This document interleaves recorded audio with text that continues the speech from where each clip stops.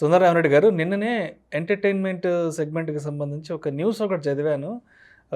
ఈ PVR and INOX ఇద్దరు merge అవ్వబోతున్నట్టు కూడా తెలిసింది. సో, అంటే ఇప్పటివరకు వీళ్ళిద్దరి పెర్ఫార్మెన్స్ మార్కెట్‌లో ఏ విధంగా ఉండింది? అండ్ తర్వాత ఫర్దర్‌గా ఎటువంటి రోల్‌ను ప్లే చేసే అవకాశం ఉందంటారు మార్కెట్‌లో? రైట్. సో, ఈ కోవిడ్ రాకముందు పర్ఫార్మెన్స్ బాగుంటుందండి. ఈ కంబైన్డ్ ఎంటిటీ ఏదైతే ఉందో వాటి రెవెన్యూ మోర్ దెన్ 5,000 క్రోర్స్ ఉంటుంది. ఓకే. ఓకే. ఇప్పుడు లేటెస్ట్ ఫండమెంటల్ డేటా ప్రకారం చూసుకున్నట్టే ఇది 3,000 క్రోర్సేనండి. 2 కంబైన్డ్ ఎంటిటీ కూడా 3,000 క్రోర్సే. అంటే ఇంకా హీల్ అవ్వలేదు. ఈ కోవిడ్ ఎఫెక్ట్ ఇంకా రికవరీ అవ్వలేదండి. బహుశా ఈ సర్వైవింగ్ కోసం అంటే 2 కంపెనీలు లాస్‌లో ఉండే బదులు 2 కంబైన్ చేసుకుంటే ఫర్దర్ రెవెన్యూ పెరిగే ఛాన్స్ ఉంది కాబట్టి అలా 2 మెర్జింగ్‌కి వస్తున్నట్టున్నాయి. రేషియో ఏంటంటే 3 పీవీఆర్ స్టాక్స్ మీ దగ్గర కనుక్కుంటే that is equivalent of the 10 INOX leisure స్టాక్స్‌తో సమానం అన్నమాట. అంటే ఐనాక్స్ లేజర్‌ని 550 దగ్గర వాళ్ళు తీసుకుంటున్నారు. అంటే ఐనాక్స్ లేజర్ ఇప్పటికి ఈరోజు మార్కెట్‌లో ఆల్రెడీ 11% పెరిగిందండి. అంటే 520 దగ్గర ఉంది ఇప్పుడు ఐనాక్స్.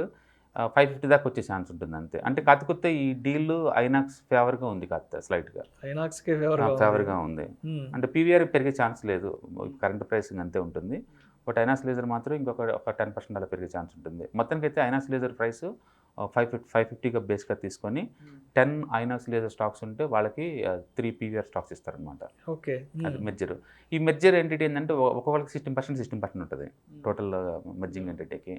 అయితే మామూలుగా అయితే ఈ 2 మెర్జింగ్ అంతే మోర్ దెన్ 50% ఉంటుంది ఇండియాలో ఇప్పుడు. మూవీ డిస్ట్రిబ్యూషన్, మూవీ థియేటర్ బిజినెస్‌లో. మామూలుగా అయితే మోర్ దెన్ 1,000 క్రోర్స్ ప్రాఫిట్స్ కనుక్కుంటే కంపల్సరీగా ఇండియాలో సీసీ అని కాంపిటీషన్ వాచ్ డాగ్ ఉంటుంది. కాంపిటీషన్ కమిషన్ ఆఫ్ ఇండియా అని చెప్పేసి వాళ్ళ అప్రూవల్స్ అవసరం మామూలుగా అయితే. కానీ లెస్ దెన్ 1,000 క్రోర్స్ ప్రాఫిట్ అయితే అవసరం లేదండి. ఓకే. సో, అందుకని ఈ డీల్‌కి అందరూ అనుకున్నట్టు సీసీఐ పర్మిషన్ అవసరం లేదు. కాకపోతే is it good for long term point of view customers కంటే ఖచ్చితంగా కాదండి. ఎందుకంటే లోపలికి వెళ్తే మనం మూవీ థియేటర్ అనగానే ఒక పాప్కార్న్ పాకెట్స్, ఒక ఐస్ క్రీమ్ ఇవన్నీ ఎక్స్పెక్ట్ చేస్తాం కదా. మామూలుగానే అవి ₹100 దాకా ఉంటాయి. ఇప్పుడు అవి ఇంకా రేట్ పెంచుతారు. ఇంకా రేట్ పెంచుతారు. వాళ్ళు మార్కెట్ వాల్యూ పెంచుకోవాలి కాబట్టి, మార్కెట్ క్యాపిటలేషన్ పెంచుకోవాలి కాబట్టి. అవును. యాక్చువల్గా వాళ్ళకి రెవెన్యూ కనుక మనం సెగ్రిగేషన్ చేసామనుకోండి, టికెట్స్ అమ్మితే వచ్చేది 50% రెవెన్యూనే. ఆల్మోస్ట్ 35% రెవెన్యూ వాళ్ళకి ఫుడ్ అండ్ బెవరేజ్ ద్వారా వస్తాయి. స్నాక్స్, ఫుడ్ చాలా ఎక్కువ రేట్లకు అమ్ముతారు కాబట్టి వాళ్ళకి అందులో ఎక్కువ రెవెన్యూ వస్తుంది. అంటే 15% ఏమో అడ్వర్టైజ్మెంట్ రెవెన్యూ, మోర్ వాకిన్స్ వచ్చినాయి అనుకోండి థియేటర్స్కి, ఇంటర్నల్ యాడ్స్ రెవెన్యూ ద్వారా జనరేట్ చేసుకుంటారు అనమాట. అయితే ఇప్పుడు చూసుకుంటే పీవీఆర్ యాడ్ రెవెన్యూ కానీ లేకపోతే ఫుడ్ అండ్ బెవరేజ్ కానీ బాగున్న ఇన్కమ్ ఉంటుంది. అండ్ ఐనాక్స్ లేజర్ చాలా తక్కువ ఉంటుంది దాంతో కంపేర్ చేసుకున్నప్పుడు. ఇప్పుడు 2 మెర్జింగ్ ద్వారా ఏంటంటే ఈవెన్ ఐనాక్స్ కూడా ఒక పీవీఆర్ నేమ్ ఇస్తారు కాబట్టి పీవీఆర్ ఐనాక్స్ అని చెప్పేసి దానికి కూడా రెవెన్యూ పెరగబోతుంది అనమాట. మొత్తానికి ఏదైనా చూస్తే ఇద్దరు మునిగిపోతున్న బోట్లో ఉన్నోళ్ళండి, వాళ్ళిద్దరూ ఒకళ్ళొకళ్ళు మెర్జింగ్ అవటం ద్వారా ఖర్చులు తగ్గుతాయి, ఎక్స్పెండిచర్ తగ్గుతాయి అండ్ రెవెన్యూ పెంచుకునే ఛాన్స్ ఉంది కాబట్టి దట్ ఈస్ గుడ్ డీల్ అనుకోవచ్చు. బట్ కస్టమర్ పాయింట్ ఆఫ్ లో మనకు వచ్చిన అడ్వాంటేజ్ ఏం లేదంటే ఇంకా ఎక్కువ రేట్ పే చేయాల్సి ఉంటుంది. ముందు రోజుల్లో పార్కింగ్ కావచ్చు, లేకపోతే హాస్పిటాలిటీ కానీ ఇంకా ఎక్కువ రేట్లు పే చేయాల్సి ఉంటుంది వాటికి.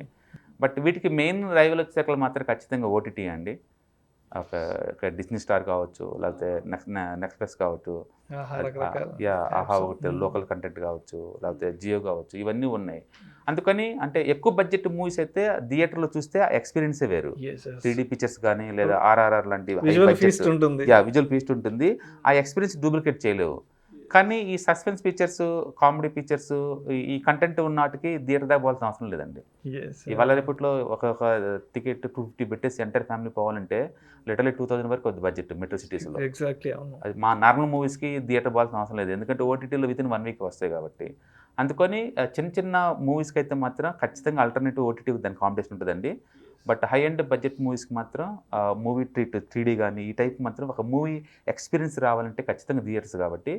అందులో ఇండియాలో మొదటి నుంచి మూవీ లవర్స్ ఎక్కువ అండి. ఇక్కడ ప్రపంచంలో ఎక్కడ లేని ప్రేమికులు చాలా ఎక్కువ ఇక్కడ. ఇండియాలో entertainment is nothing but first priority goes to the movie అండి.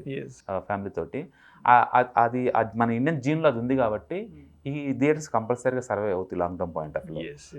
కాకపోతే పాత రెవెన్యూ రావడానికి it may take another 2-3 years. Corona major effect కొట్టింది ఒక మూవీ థియేటర్ కొట్టండి. కంప్లీట్ లాక్డౌన్ 6 months అవడం వల్ల చాలా రెవెన్యూ లాస్ అయ్యారు వాళ్ళు. మేబీ 2-3 years కల్లా మళ్ళీ పాత రెవెన్యూ జనరేట్ అవుద్ది, అంటే ప్రాఫిట్స్లోకి వచ్చే ఛాన్స్ ఉంటుంది. ప్రస్తుతానికైతే ఈ 2 కూడా loss making కంపెనీసే.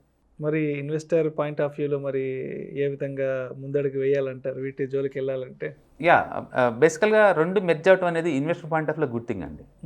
Investment point of view that's good thing. Consumer point of వ్యూలో మనకి బ్యాడ్ థింగ్ అంతే. కన్జ్యూమర్ పాయింట్ యా వాళ్ళకి రేట్ ఎక్కువ కానీ ఇన్వెస్టర్ పాయింట్ ఆఫ్ లో రెండు మెర్జ్ అయింది అనుకోండి ఎక్కువ రెవెన్యూ బిల్డింగ్ జనరేట్ అవుతుంది కాబట్టి. సో ఐనాక్స్ కూడా యాడ్ రెవెన్యూ పెరగబోతుంది అండ్ హాస్పిటాలిటీ రేట్ పెరగబోతుంది కాబట్టి దట్స్ గుడ్ థింగ్ అనమాట. Right, thank you sir, thank you so much.